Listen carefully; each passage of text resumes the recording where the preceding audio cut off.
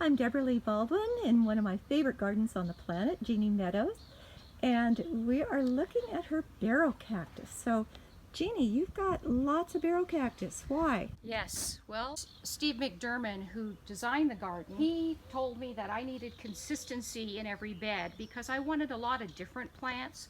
And he said it wasn't going to look designed unless we had repetition. As you know, repetition in design is so important. And I didn't want barrels because they're sharp and they're scary. Well, I fell in love with them, and he went and brought, I don't know, 30 of them. And so in every bed, as you look through the garden and you weave through, the yellow will pop out at you as with the barrels. So I just am in love with them now. They're one of my favorite plants. They're very hardy.